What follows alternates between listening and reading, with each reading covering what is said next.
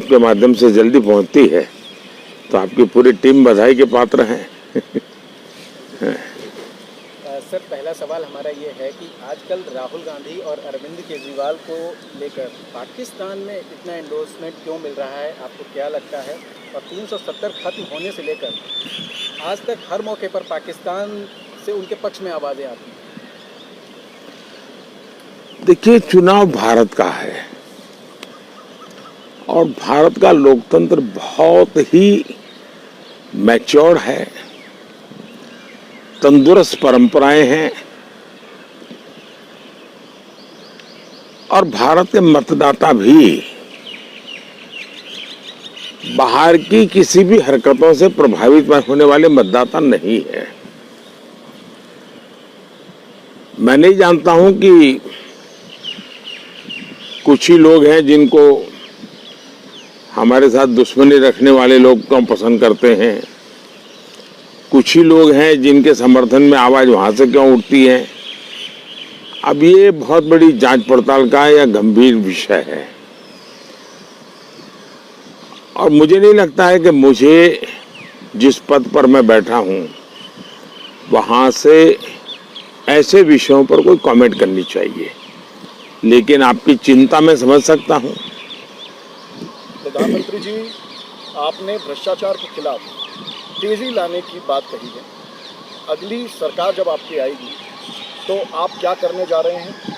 क्या जनता से लूटा हुआ पैसा उनको वापस किसी योजना या विशेष नीति के जरिए क्या वापस पहुंचाने की कोई योजना है? आपका सवाल बहुत ही रिलेवेंट है, क्योंकि आप देखिए हिंदुस्तान का मानस क्या है। भारत के लोग भ्रष्टाचार से तंग आ चुके हैं। दीमक की तरह भ्रष्टाचार देश की सारी व्यवस्थाओं को खोखला कर रहा है। भ्रष्टाचार के लिए आवाज भी बहुत उठती है। जब मैं 2013-14 में चुनाव के समय भाषण करता था और मैं भ्रष्टाचार की बातें बताता था तो लोग अपना रोष व्यक्त करते थे, लोग चाहते थे हाँ कुछ होना चाहिए। अब हमने आकर के सिस्टमेटिकली उन चीजों को करने पर बल दिया कि सिस्टम में ऐसे कौन से दोष हैं। अगर देश पॉलिसी ड्रिवन है, ब्लैक एंड व्हाइट में चीजें अवेलेबल है, भाई ये कर सकते हो ये नहीं कर सकते हो, ये आपकी लिमिट है, इस लिमिट के बाहर जाना है तो आप नहीं कर सकते, कोई और करेगा। मैंने उस पर बल दिया। ये बात सही है कि लेकिन ग्रे एरिया मिनिमल हो जाता है जब ब्लैक एंड व्हाइट में पॉलिसी होती है और उसके कारण डिस्क्रिमिनेशन के लिए कोई संभावना नहीं होती है। तो हमने एक तो पॉलिसी ड्रिवन गवर्नेंस पर बल दिया, दूसरा हमने स्कीम्स जो हैं उसको सैचुरेशन पर बल दिया कि भाई 100% जो स्कीम जिनके लिए हैं उन बेनिफिशियरी को 100%, जब 100% है तो लोगों को पता है मुझे मिलने ही वाला है, तो करप्शन के लिए कोई जगह ढूंढेगा नहीं। करप्शन करने वाले भी कर नहीं सकते क्योंकि वो कैसे कैसे कहेंगे। हाँ, हो सकता है किसी को जनवरी मिलने वाला मार्च में मिले, अप्रैल में मिले, हो सकता है, लेकिन उसको पता है कि मिलेगा। और मेरे हिसाब से सैचुरेशन करप्शन फ्री गवर्नेंस की गारंटी देता है, सैचुरेशन सोशल जस्टिस की गारंटी देता है, सैचुरेशन सेकुलरिज्म की गारंटी देता है। ऐसे त्रिविध बेनिफिट वाली हमारी दूसरी स्कीम। तीसरा मेरा प्रयास रहा कि मैक्सिमम टेक्नोलॉजी का उपयोग करना। टेक्नोलॉजी पर भी, क्योंकि रिकॉर्ड मेंटेन होते हैं, ट्रांसपेरेंसी रहती है। अब डायरेक्ट बेनिफिट ट्रांसफर में अब 38 लाख करोड़ रुपए करीब ट्रांसफर किए हमने। अगर राजीव गांधी के ज़माने की बात करें कि 1 रुपया जाता है 15 पैसा पहुंचता है, तो 38 लाख करोड़ तो हो सकता है 25-30 लाख करोड़ रुपया ऐसे ही गबन हो जाते। तो हमने टेक्नोलॉजी का भरपूर उपयोग किया है। जहां तक करप्शन का सवाल है, देश में पहले क्या आवाज उठती थी कि करप्शन तो हुआ, लेकिन उन्होंने किसी छेटे आदमी को सूली पर चढ़ा दिया। सामान्य रूप से मीडिया में भी चर्चा होती थी कि बड़े बड़े मगरमच्छ तो छूट जाते हैं, छोटे छोटे लोगों को आप पकड़ करके चीजें निपटा देते हो। फिर एक काले खंड ऐसा आया कि हमें पूछा जाता था 19 के पहले कि आप तो बड़ी बड़ी बातें करते थे, क्यों कदम नहीं उठाते हो, क्यों अरेस्ट नहीं करते हो, क्यों लोगों को ये नहीं करते। हम कहते भाई हमारा काम नहीं है, ये इंडिपेंडेंट एजेंसी कर रही है और हम बद इरादे से कुछ नहीं करेंगे। जो भी होगा हमारी सूचना यही है, जीरो टॉलरेंस। दूसरा, तथ्यों के आधार पर ही एक्शन होना चाहिए, परसेप्शन के आधार पर नहीं होना चाहिए। तथ्य जुटाने में मेहनत करनी पड़ती है। अब अफसरों ने मेहनत भी की, अब मगरमच्छ पकड़े जाने लगे हैं तो हमें सवाल पूछा जा रहा है कि मगरमच्छों को क्यों पकड़ते हो। ये समझ में नहीं आता है कि कौन सा गैंग है, खान मार्केट गैंग, जो कुछ लोगों को बचाने के लिए इस प्रकार के नैरेटिव गढ़ती है। पहले आप ही कहते थे छोटों को पकड़ दो, बड़े छूट जाते हैं। जब सिस्टम ईमानदारी से काम करने लगी, बड़े लोग पकड़े जाने लगे, तो अब आप चिल्लाने लगे हो। दूसरा, पकड़ने का काम एक इंडिपेंडेंट एजेंसी कानून करती है, उसको जेल में रखना कि बाहर रखना, उसके प्रति केस ठीक है कि नहीं है, ये न्यायालय तय करता है। उसमें मोदी का कोई रोल नहीं है, इलेक्टेड बॉडी का कोई रोल नहीं है। लेकिन आजकल मैं हैरान हूं। दूसरा जो देश के लिए चिंता का विषय है वो भ्रष्ट लोगों का महिमा मंडन है। हमारे देश में कभी भी भ्रष्टाचार में पकड़े गए लोग या किसी को आरोप भी लगा तो लोग 100 कदम दूर रहते थे। आजकल तो भ्रष्ट लोगों को कंधे पर बिठा करके नाचने की फैशन हो गई है। तीसरा प्रॉब्लम है, जो लोग कल तक जिन बातों की वकालत करते थे, आज अगर वही चीजें हो रही हैं तो उसका विरोध कर रहे हैं। पहले तो वही लोग कहते थे सोनिया जी को जेल में बंद कर दो, फलाने को जेल में बंद कर दो, और आप वही लोग चिल्लाते हैं। और इसलिए मैं मानता हूं आप जैसे मीडिया का काम है कि लोगों से पूछे भाई बताइए, छोटे लोग जेल में जाने के लिए मगरमच्छ जलने चाहिए। पूछो ना जरा पब्लिक को क्या ओपिनियन है, ओपिनियन बनाइए आप लोग। प्रधानमंत्री जी, नेहरू से लेकर राहुल गांधी तक सबने गरीबी हटाने की बात तो की, लेकिन जब आप आए तो आपने आत्मनिर्भर भारत पर जोर दिया। इसको लेकर कैसे रणनीति तैयार करते हैं, चाहे वो प्रधानमंत्री स्वनिधि योजना हो, प्रधानमंत्री मुद्रा योजना हो या फिर पीएम विश्वकर्मा योजना हो, मतलब नीचे से ग्रासरूट लेवल से आपने योजना। देखिए, हमारे देश में जो नैरेटिव गढ़ने वाले लोग हैं उन्होंने देश का इतना नुकसान किया। पहले चीजें बाहर से आती थी तो कहते देखिए देश को बेच रहे हैं, सब बाहर से लाते हैं। आज जब देश में बन रहा है तो ये लोग कहते हैं देखिए ग्लोबलाइजेशन का जमाना है और आप लोग अपने देश की बातें करते हैं। मैं समझ नहीं पाता हूं कि देश को इस प्रकार से गुमराह करने वाले इन एलिमेंट से देश को कैसे बचाया जाए। दूसरी बात है, अगर अमेरिका में कोई कहता है बी अमेरिकन बाय अमेरिकन, उसको तो हम सीना तान करके गर्व करते हैं, लेकिन मोदी कहता है वोकल फॉर लोकल, तो लोगों को लगता है देखिए ये ग्लोबलाइजेशन के खिलाफ है। तो इस प्रकार से लोगों को गुमराह करने वाली की प्रवृत्ति चलती है। जहां तक भारत जैसा देश जिसके पास मैन पावर है, स्किल मैन पावर है, अब मैं ऐसी तो गलती नहीं कर सकता कि मैं गेहूं एक्सपोर्ट करूं और ब्रेड इंपोर्ट करूं। मैं तो चाहूंगा मेरे देश में ही गेहूं का आटा निकले, मेरे देश में गेहूं का ब्रेड बने, मेरे देश के लोगों को रोजगार मिले। तो मेरा आत्मनिर्भर भारत का जो मिशन है उसके पीछे पहला मेरी जो प्रायोरिटी है, मेरे देश के टैलेंट को अवसर मिले, मेरे देश के युवा को रोजगार मिले, मेरे देश का धन बाहर न जाए, मेरे देश में नेचुरल रिसोर्सेज हैं उसका वैल्यू एडिशन हो, मेरे देश के अंदर किसान जो काम करता है उसकी जो प्रोडक्ट है उसका वैल्यू एडिशन हो, वो ग्लोबल मार्केट को कैप्चर करे। और इसलिए मैंने विदेश विभाग को भी कहा है कि भाई आपकी सफलता को मैं 3 आधारों से देखूंगा। एक, भारत से कितना सामान आप जिस देश में हैं वहाँ पर खरीदा जाता है। दूसरा, उस देश में बेस्ट टेक्नोलॉजी कौन सी है जो अभी तक भारत में नहीं है, वो टेक्नोलॉजी भारत में कैसे आ सकती है। और तीसरा, उस देश में से कितने टूरिस्ट भारत भेजते हो आप। ये मेरा क्राइटेरिया रहेगा सस्टेन। तो मैं हर चीज में सेंटर में मेरा नेशन, सेंटर में मेरा भारत और नेशन फर्स्ट, इस मिजाज से ही हम काम करते हैं। प्रधानमंत्री जी, एक तरफ आप विश्वकर्मा के बारे में सोचते हैं, नाई, लोहार, सुनार, मोची, इनकी ज़रूरतों को समझते हैं, इनसे मिलते हैं। उसके बाद दूसरी तरफ देखें तो गेमर्स से आप मिलते हैं, इंटेलिजेंस, आर्टिफिशियल इंटेलिजेंस है उसके बारे में आप बात करते हैं, इन्फ्लुएंसर से मिलते हैं और इनकी जो ज़रूरत है, इनका जो महत्वता है वो लोगों को भी बताते हैं आप। इतनी डाइवर्स स्ट्रेटेजी कैसे आप सोच लेते हैं? आप देखिए, भारत विविधताओं से भरा हुआ है और कोई देश एक पिलर पे बड़ा नहीं हो सकता है। मैंने एक मिशन लिया, हर डिस्ट्रिक्ट का वन डिस्ट्रिक्ट वन प्रोडक्ट पर हमने बल दिया। क्यों? भारत इतना विविधता भरा जा देश है कि हर डिस्ट्रिक्ट के पास अपने का आगे ताकत है। मैं चाहता हूँ इसको हम लोगों के सामने लाए। और आज मैं कभी विदेश जाता हूँ तो मुझे चीज़ें कौन सी ले जाऊँ उसका कोई उलझन नहीं होती है।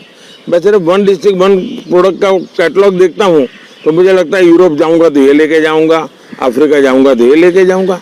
और हर एक को लगता है इस देश में, यानी ये पहलू। दूसरा, हमने G20 हिंदुस्तान के अलग अलग हिस्से में किया। क्यों? दुनिया को पता चले कि दिल्ली यही हिंदुस्तान नहीं है भाई। आप ताजमहल देखें तो टूरिज्म पूरा नहीं होता है मेरे देश का। मेरे देश में इतना पोटेंशियल है, मेरे देश को जानिए, समझिए। और इस बार हमने G20 का उपयोग भारत को विश्व के अंदर भारत की पहचान बनाने के लिए किया। दुनिया की भारत के प्रति क्यूरियोसिटी बढ़े, इसमें हमने बड़ी सफलता पाई है। क्योंकि दुनिया के करीब 1 लाख नीति निर्धारक ऐसे लोग G20 समूहों की मीटिंगों में, 200 मीटिंगें हुई, आए, अलग अलग जगह पे गए। उन्होंने उस जगह को देखा, सुना भी नहीं था, देखा। वो अपने देश के साथ कोरिलेट करने लगे, वो वहां जाकर के बातें करने लगे। मैं देख रहा हूँ G20 के कारण लोग आजकल काफी टूरिस्टों को यहाँ भेज रहे हैं। तो मेरे देश का टूरिज्म उसी प्रकार से आपने देखा कि मैंने स्टार्टअप वालों की मीटिंग की थी, मैं वर्कशॉप करता था। आज से मैं 7-8 साल पहले, 10 साल पहले शुरू में, यानी मैं 14 में आया, उसके 15-16 के भीतर मैंने जो नए स्टार्टअप्स की दुनिया शुरू हुई उनकी मैंने ऐसे वर्कशॉप किए। तो मैं अलग अलग, कभी मैंने स्पोर्ट्स पर्सन्स की, कभी मैंने कोचिज की। इतना ही नहीं, मैंने फिल्म दुनिया वालों के साथ भी ऐसे ही एक मीटिंग की। मैं जानता हूँ कि वो बिरादरी हमारे विचारों से काफ़ी दूर है, मेरी सरकार से भी दूर है, लेकिन मेरा काम था कि उनकी समस्याओं को समझूं। क्योंकि बॉलीवुड अगर ग्लोबल मार्केट में मुझे उपयोगी होता है, अगर मेरे तेलुगु फिल्में दुनिया में पॉपुलर हो सकती है, मेरी तमिल फिल्में दुनिया में पॉपुलर हो सकती है, मुझे तो ग्लोबल मार्केट लेना चाहिए मेरे देश की हर चीज़ का। तो मैंने उसके, तो आज यूट्यूब की दुनिया पैदा हुई तो मैंने उनको बुलाया कि भाई आप देश की क्या मदद कर सकते हैं। तो इन्फ्लुएंसर्स को बुलाया, क्रिएटिव वर्ल्ड, गेमिंग। अब देखिए, दुनिया का इतना बड़ा गेमिंग का मार्केट, भारत के लोग इन्वेस्ट कर रहे हैं, पैसे लगा रहे हैं, और गेमिंग की दुनिया में कमाई कोई और करता है। तो मैंने सारे गेमिंग के एक्सपर्ट्स को बुलाया, पहले उनकी समस्याएं समझी।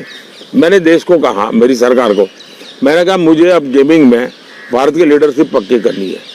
इतना बड़ा फ्यूचर मार्केट है मेरे देश को। अब तो ओलंपिक में गेमिंग आया है तो मैं उसमें जोड़ना चाहता हूँ। तो ऐसे सर्व विषयों में एक साथ काम करने के मैं पक्ष में हूँ। उसी प्रकार से देश की जो मूलभूत व्यवस्थाएं हैं आप उसको नजरअंदाज नहीं कर सकते हैं।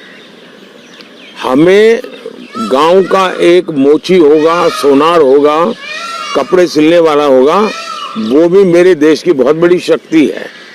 मुझे उसको भी उतना ही तवज्जो देना होगा। और इसलिए मेरी सरकार का इंटीग्रेटेड अप्रोच होता है, कॉम्प्रहेंसिव अप्रोच होता है, होलिस्टिक अप्रोच होता है। प्रधानमंत्री जी, डिजिटल इंडिया और मेक इन इंडिया, इसका विपक्ष ने मजाक भी उड़ाया था। लेकिन आपकी सरकार की आज की तारीख में खास पहचान बन गए हैं और विदेशों में भी अब इस बात का संज्ञान लिया जा रहा है। उसका एक उदाहरण यूपीआई भी है। ये बात सही है कि हमारे देश में जो डिजिटल इंडिया मूवमेंट मैंने शुरू किया, तो शुरू में आरोप क्या लगाया उन्होंने लगा कि ये जो सर्विस प्रोवाइडर हैं उनकी भलाई के लिए हो रहा है। इनको समझ ही नहीं आया कि क्षेत्र कितना बड़ा है और 21वीं सदी ये टेक्नोलॉजी ड्रिवन सेंचुरी है। टेक्नोलॉजी आईटी ड्रिवन है। IT is influence by AI. बहुत बड़े प्रभावित क्षेत्र बदलते जा रहे हैं। हमें फ्यूचरिस्टिक चीजों को देखना चाहिए। आज अगर यूपीआई न होता तो कोई मुझे बताए कोविड की लड़ाई हम कैसे लड़ते। दुनिया के समृद्ध देश भी अपने लोगों को पैसे होने के बावजूद भी दे नहीं पाए। हम आराम से दे सकते हैं। आज हम 11 करोड़ किसानों को 30 सेकंड के अंदर पैसा भेज सकते हैं। अब यूपीआई और इतनी यूजर फ्रेंडली है क्योंकि ये टैलेंट हमारे देश के नौजवानों में है। वो ऐसी प्रोडक्ट बना करके देते हैं कि कोई भी कॉमन मैन इसका उपयोग कर सकता है। आज मैंने कैसे कितने लोग देखे जो अपना सोशल मीडिया में अनुभव करते हैं कि हमने 6 मित्रों ने तय किया कि 6 महीने तक जेब में एक पैसा नहीं रखेंगे और देखते हैं क्या होता है। 6 महीने बोले बिना पैसे पूरी दुनिया में हम अपना कारोबार करके आ गए, हमें कोई तकलीफ नहीं हुई। तो हर कसौटी पर खरा उतर रहा है। तो यूपीआई ने इन एक प्रकार से फिनटेक की दुनिया में बहुत बड़ा रोल प्ले किया है और इसके कारण इन दिनों भारत के साथ जुड़े हुए कई देश यूपीआई से जुड़ने को तैयार है क्योंकि अब फिनटेक का युग है।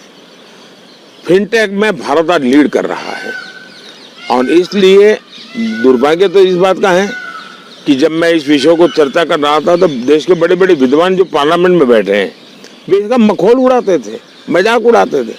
उनको भारत के पोटेंशियल का अंदाज ही नहीं था और टेक्नोलॉजी के सामर्थ्य का भी अंदाज नहीं था। प्रधानमंत्री जी, हमारा आखिरी सवाल है, इस देश के युवा भारत का इतिहास लिखेंगे ऐसा आप कई बार बोल चुके हैं और फर्स्ट वोटर जो होते हैं, फर्स्ट टाइम वोटर, उनका जो कनेक्ट है मोदी जी के साथ, उसके पीछे का कारण क्या है? एक, मैं उनके एस्पिरेशंस को समझ पाता हूँ।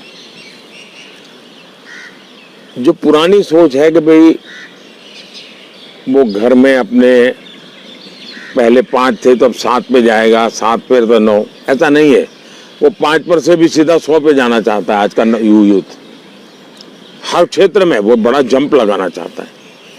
हमें वो लॉन्चिंग पैड क्रिएट करने चाहिए ताकि हमारे यूथ के एस्पिरेशंस को हम फुलफिल कर सके। इसलिए यूथ को समझना चाहिए।